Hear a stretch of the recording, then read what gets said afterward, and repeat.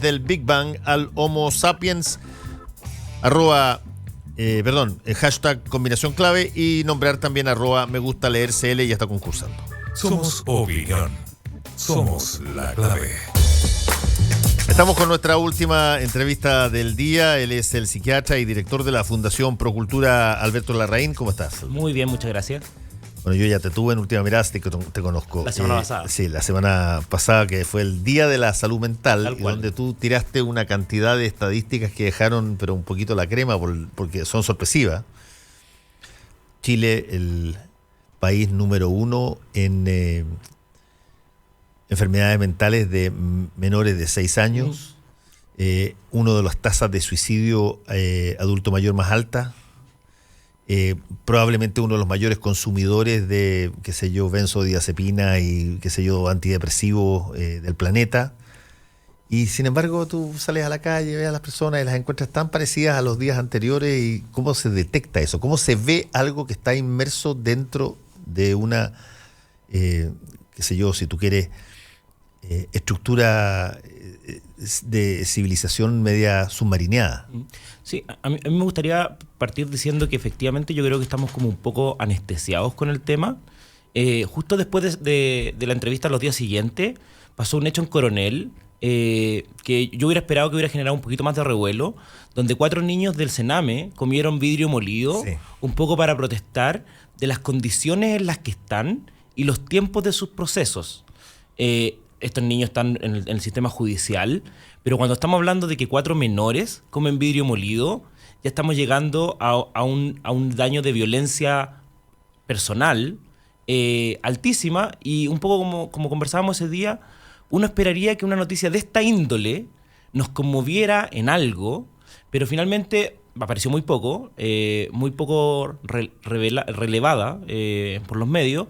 Y el único lugar que la logré ver en la región, en el fondo con el noticiero central, terminó pareciendo que iban a hacer una investigación sumaria. Esa era como la gran noticia. Entonces, uno lo que empieza a ver es que pareciera que el país está disociado respecto a lo que está viviendo. Cuando nosotros decimos... Por eso está enfermo. Por eso está enfermo, estamos de acuerdo. Cuando nosotros decimos que esta es la principal causa de enfermedad del país, donde el 23% de las enfermedades que tenemos son de salud mental, donde hay 1 de cada 4 chilenos, que es más de 3 millones de habitantes que están hoy día con una enfermedad de salud mental, uno esperaría que la autoridad y que nosotros como ciudadanía pudiéramos organizarnos para poder, en el fondo, develar lo que está pasando. Porque es tan brutal lo que pasa en el día a día que las personas están enfrentadas no solamente a la enfermedad, sino que también están enfrentadas a un sistema que los margina y los invisibiliza. Entonces, finalmente tenemos que nosotros no logramos sacar adelante a las personas que están enfermas porque no logramos que el sistema los acompañe y valide lo que les está pasando. Entonces, cuando tú tienes, por ejemplo, habitualmente una persona que parte con una depresión, él tiene que enfrentar con que su empleador lo discrimina, con que más encima le hace ver a sus otros colaboradores que esta persona está tirando una licencia falsa, donde además le rechazan las licencias de manera continua, y nosotros tenemos que empezar con un sistema donde tienen que ir a peritaje, donde para ellos es tremendamente indigno porque tienen que volver a abrir todo un tema un tema doloroso por el que están. O sea, yo tuve hace poco una paciente que está con un tema bastante complejo por un abuso sexual, y la mandaron a un peritaje. Entonces ella me decía, bueno, pero ¿cómo tengo yo que ir a hablar con una persona que no conozco y tener que volver a contarle todo esto que me ha demorado años en contar? Y no estamos hablando de que yo la tenga hace 1 año con licencia. Lleva poco tiempo con licencia.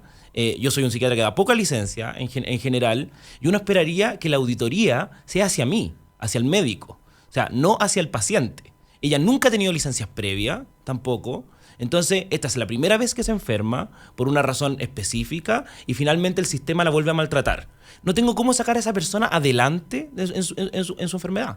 Entonces, ella tiene que lidiar con el hijo que tiene, con un montón de otras cosas que está, pero además con un sistema que invalida y que rechaza el que ella pueda estar enferma.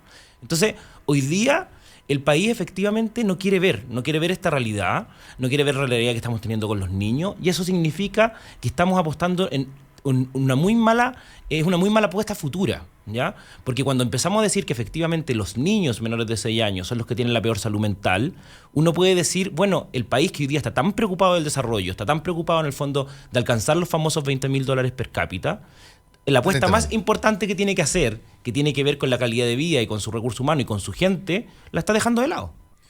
Estamos conversando con el psiquiatra y director de la Fundación Procultura, Alberto Larraín. Además hay otro tipo de situaciones que son particularmente sorprendentes. Digamos. A mí me sorprendió muchísimo cuando tú me contaste en ese programa, en esa entrevista de Última Mirada, que para 17 millones de chilenos hay 1.700 psiquiatras. Tal cual. Hay 1.700 psiquiatras en todo el país, dentro de lo cual la menor proporción es el psiquiatra infanto-juvenil, ¿ya?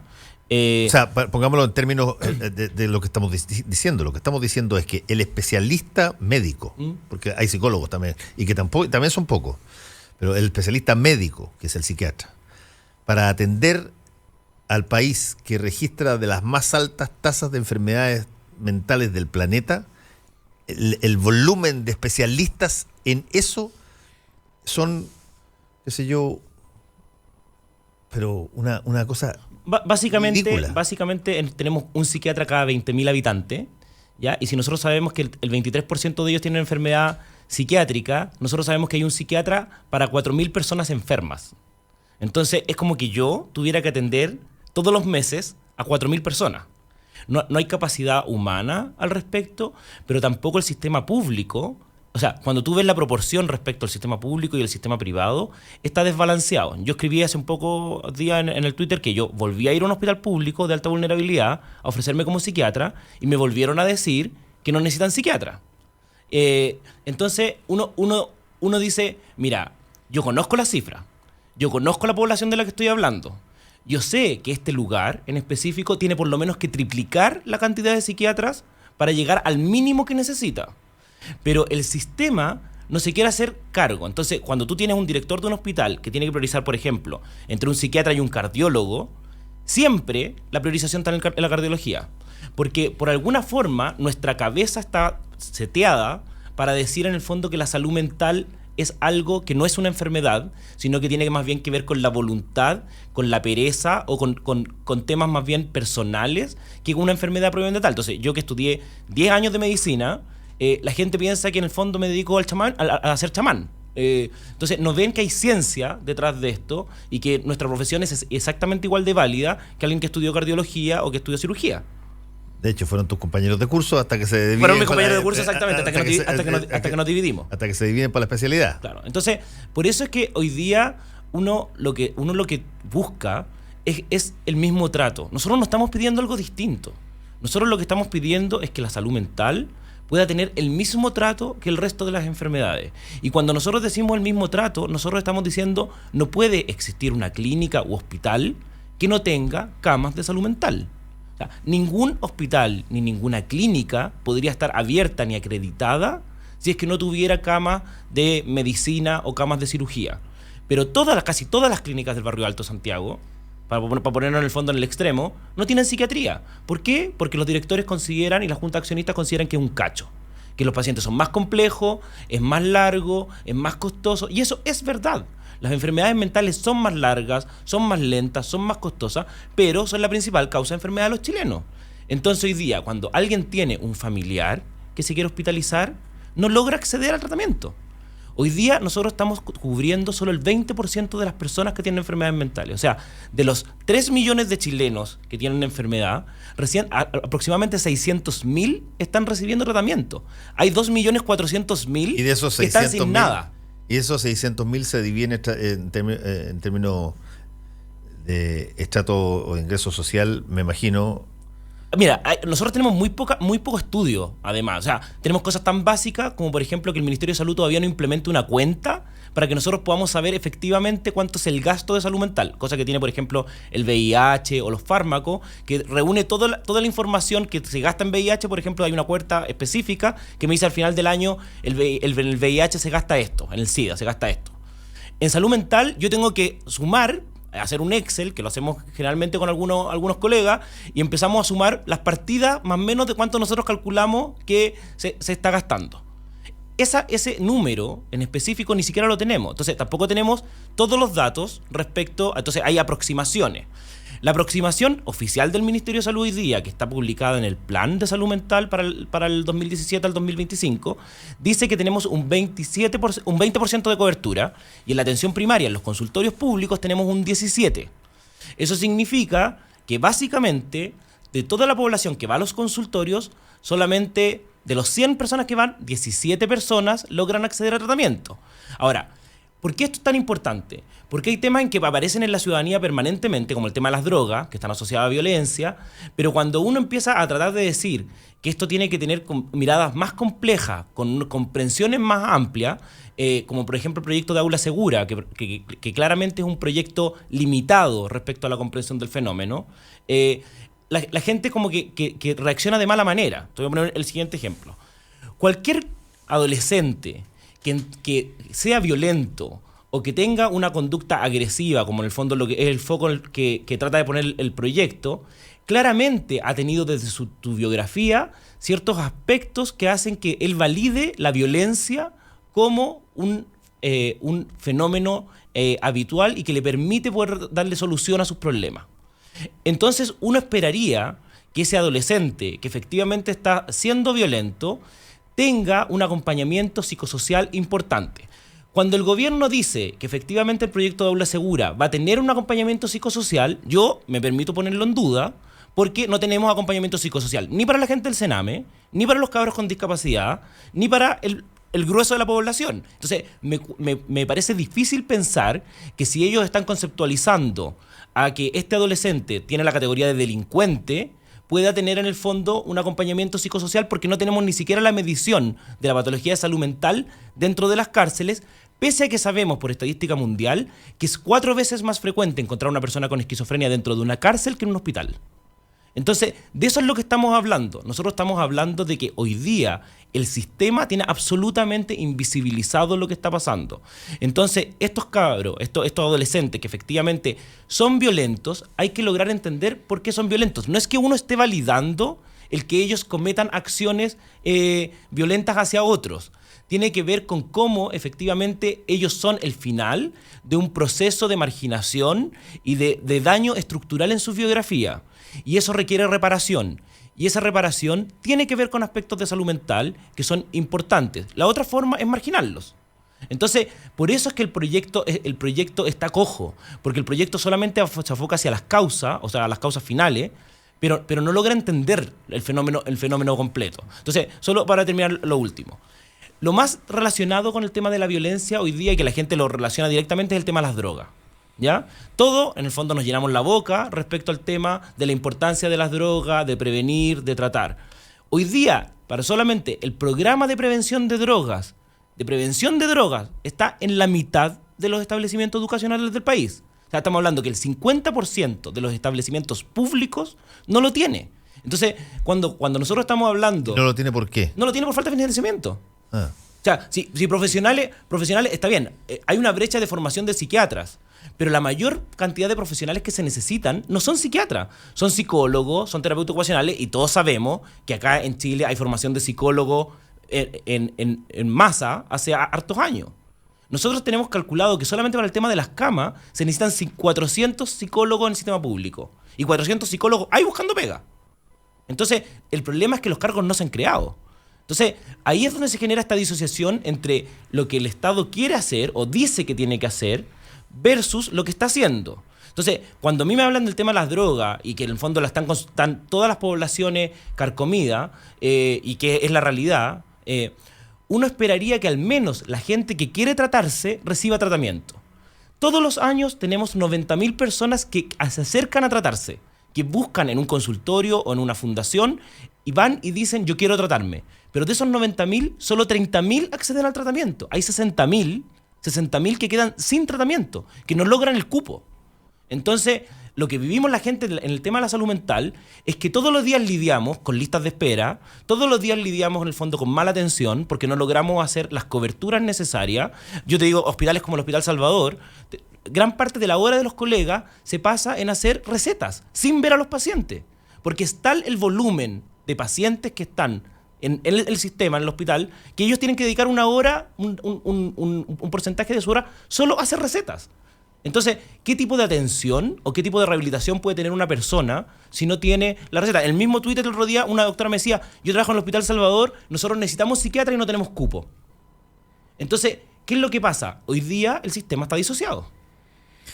Estamos hablando con Alberto Larraín, psiquiatra y director de la Fundación Procultura, sobre básicamente este problema que es mayúsculo de la salud mental chilena. Hay un punto, sí, Alberto, que es feroz y que desgraciadamente no sé si se necesita de un psiquiatra para que se pueda visibilizar o no, porque es lo mismo que cuando alguien no quiere ver la pobreza o no quiere ver alguna otra cosa. Tú tienes que visibilizar el problema para empezar a entender que tienes que tratarte o tienes que hacer algo al respecto. Los mecanismos por los cuales uno se miente para decir que lo que tiene es un episodio típico, cualquier cosa, una tonterita, pero no lo quiere ver, es muy fuerte. Y por lo tanto, si bien, como tú dices, llegan 90.000 personas que dicen yo quiero tratarme, debe haber una cantidad bastante grande de personas que 710.000. Claro, que tienen una relación con el prójimo, con su familia, con su pareja, psicopática, si tú quieres, pero que no advierten en eso nada anormal. Ahora, desde el punto de vista de la salud mental, nosotros estudiamos cómo poder hacer que esa persona genere un conflicto. O de otra manera, por ponerlo de otra forma, uno le enseña a la familia, porque ¿qué es lo que pasa? Básicamente esto se evidencia porque hay un conflicto. Sí. Hay un conflicto entre las partes. O el niño le está yendo mal en el colegio, hay un tema de violencia intrafamiliar, o hay alguna dificultad. Hay estrategia, y para eso estudiamos, respecto a cómo hacer que la familia logre o separarse de esta persona que le está haciendo daño. Y eso es difícil. O sea, cuando a mí me toca acompañar a varias mujeres en el fondo que tienen violencia intrafamiliar, y es un proceso bien largo hasta lograr empoderarlas para que ellas en el fondo logren o establecer la demanda o separarse, ¿ya? Porque hay un tema de miedo estructural. Pero también hay ciertas formas de poder hacer que la familia logre hacer que esta persona empiece a ver el problema. Eso está súper estudiado, súper demostrado, son mecanismos específicos, incluso el tema de las drogas, porque las familias empiezan a entrar en dinámicas bien patológicas. Cuando uno tiene un hijo, por ejemplo, drogadicto, obviamente la mamá, cada vez que el hijo vuelve, trata de acogerlo, como puede, ¿ya? Pero uno tiene que entregarle herramientas para hacer que eso no se transforme en un círculo vicioso. Pero eso significa... Que no sea la capacha del... Exactamente. Eso implica que uno tenga que poder trabajar con ella para poder que ella logre generar el motivo de consulta en su hijo. Pero hoy día no tenemos ni una posibilidad de hacer eso. No tenemos ni una posibilidad porque ni siquiera logramos atender a la gente que quiere tratarse. Déjame plantearte otro tema que me toca más de cerca, que es el de la tercera edad y los viejos. Que tú cada cierto tiempo ves, y yo crecientemente he visto por lo menos 3 veces en este año, de parejas que toman la decisión de suicidarse juntos. Yo conozco, porque mi mamá tiene 91 años y ya ha tenido accidentes. Yo conozco lo que es, cómo se va, si tú quieres, diluyendo el chispazo de entusiasmo y el chispazo de vida y el chispazo de expectativa respecto de una persona cuando está confinada a un sillón a ver la tele 12 horas diarias con dificultades para caminar, en fin. Pero eso en un marco donde todavía hay hijos que puede responder, hay un marco, si tú quieres, con cierta dosis de comodidad. Cuando eso tiene allegado además una situación económica menesterosa, eso debe ser atroz. Además, nosotros, los viejos nuestros no salen a la calle, no se van a conversar, como pasa en otros países de Europa, a conversar a las plazas y contarse su historia. Se quedan encerrados. Se quedan encerrados. Sí, yo creo que de las cosas más brutales que nosotros estamos haciendo como sociedad chilena tiene que ver con el trato que nosotros le estamos dando a nuestros adultos mayores. Porque básicamente Chile lo que ha hecho es poner por delante que lo más importante para nosotros como sociedad es el ser exitoso, el triunfar y el producir. Entonces, cuando uno jubila, uno entra en crisis con el sistema, porque nosotros no le hemos dado ningún rol a las personas mayores. Ellos hoy día no se valida que pudieran ser la entidad en el fondo o el grupo que podría transmitirnos las tradiciones o que nosotros pudiéramos ver algo valioso en ellos, sino más bien en el fondo que no tienen nada que hacer. Entonces, al no tener nada que hacer, se pone en jaque su existencia. Y se pone en jaque su existencia a tal punto que efectivamente se empiezan a deprimir, ¿ya? Es muy habitual que uno vea depresiones en personas justo los dos siguientes años de la jubilación, ¿ya? Donde ellos mismos te dicen, yo ya no sé qué hacer con mi vida. Yo lo único que quiero es volver a trabajar. Porque nunca pensé que iba a tener que tener todo este tiempo libre. Yo los últimos 40 años de mi vida lo he dedicado a esta función. Entonces estoy pensando en un paciente que yo tuve a principio de año que hizo un intento de suicidio gravísimo. Lleva 40 años trabajando en un banco y finalmente jubila con un gran reconocimiento del banco, y al día siguiente, en que estaba en su casa, él decía, ya no sé qué hacer. Se daba vuelta por la casa y no tenía nada pensado para hacer. Y tampoco era capaz de ver que podía disfrutar a sus nietos, podía hacer otro tipo de actividades, porque se disminuyó muchísimo su ingreso, se empezó a enfermar cada vez más, y finalmente él tomó la decisión de suicidarse. Entonces, ahí hay un tema respecto a cómo los acompañamos, cómo nos hacemos cargo de realidades. El periodo, además de adultos mayores, es el periodo más frágil de la vida de uno. Todos los que no hemos sido discapacitados a lo largo de nuestra vida vamos a llegar a ser discapacitados en los últimos años de nosotros. Y eso va a significar que nosotros vamos a necesitar ayuda de otros. Vamos a tener que entender que vamos a necesitar ayuda para ir al baño, para poder caminar, para poder movilizarnos. Y en una sociedad, en el fondo, donde el éxito y la autosuperación es lo más importante, entra en una crisis profunda respecto a cómo yo le pido a otros en mi momento de fragilidad que me sostengan. Y por eso, en el fondo, nos ha sido tan difícil respecto a acompañar, por ejemplo, a los postrados, a la gente que está en cama. Nosotros no tenemos un gran programa postrado en el país. También a las personas con demencia, que efectivamente en el gobierno anterior se armó un programa para las personas con Alzheimer, pero no hemos logrado todavía que se escale a nivel nacional. Entonces, yo tuve a mi abuela que me crió, en el fondo, con Alzheimer 10 años. El Alzheimer es una enfermedad que dura entre 6 y 10 años. Y cada vez que yo la iba a ver, a la gente me decía, ¿pero para qué la vaya a ver si ya no se acuerda de ti? Entonces uno decía, bueno, ella no se acuerda de mí, pero yo sí me acuerdo quién es ella. Claro, lógico. Entonces yo llevaba a mis hijos toda la semana y mis hijos me decían, pero papá, la abuelita ya no se acuerda, no se acuerda que vinimos la semana pasada, ¿ya? Pero efectivamente tiene que ver con poder reconocer que nosotros nos acordamos de quiénes son ellos. Y cada uno de nosotros tiene que tomar un rol al respecto. Si eso no pasa, es muy doloroso para la familia, finalmente. Entonces, hoy día, ¿qué es lo que está pasando? Las enfermedades mentales en Chile van en aumento, súper claro. Yo estuve el otro día en una reunión donde mostraban todos los indicadores más buenos que ha tenido Chile. Hemos disminuido la pobreza al 8%, disminuimos la mortalidad infantil, Chile ya no tiene desnutrición, somos el país con más ONG, y todas las láminas eran puras láminas positivas. Entonces yo me atreví como a decir, mira, yo estoy súper de acuerdo con todo eso. El único problema es que el único indicador que empeora sostenidamente es la salud mental. Y eso tiene que ver con que estructuralmente nosotros hay algo que estamos haciendo mal. Entonces, o nosotros cambiamos las reglas del juego para toda la población, o no va a llegar el desarrollo. Que el país no se engañe que los $20.000 per cápita no van a significar desarrollo para este país, porque finalmente el desarrollo lo que apunta es a mayor calidad de vida. Y lo que a nosotros nos está pasando sistemáticamente es que nuestra calidad de vida se está empeorando. Hay atisbos de cosas que mejoran, el boom de la bicicleta, el boom que ha tenido el urbanismo. Eso todo con celulares. Claro, hay cosas que han pasado. Pero en lo más profundo, la gente no es más feliz. Entonces, lo que nosotros necesitamos es ver cuáles son las cosas y cuáles son los cambios que tenemos que hacer para poder cambiar el tema de la felicidad. Tenemos que ir ya, pero igual quería que me diera ahí una opinión sobre el caso que ha llamado mucho la atención del diputado Gabriel Boric y su TOC, el trastorno obsesivo compulsivo. Mira, yo me alegro mucho de lo que está haciendo el diputado. Yo creo que efectivamente la valentía de poder enfrentar públicamente que tiene una enfermedad mental y asumir que es exactamente igual que cualquier otra patología va a ayudar a desestigmatizar lo que le está pasando, y él tiene que recibir tratamiento, y esto con tratamiento es igual que cualquier otra enfermedad. Va a poder seguir haciendo su vida como cualquier otra persona.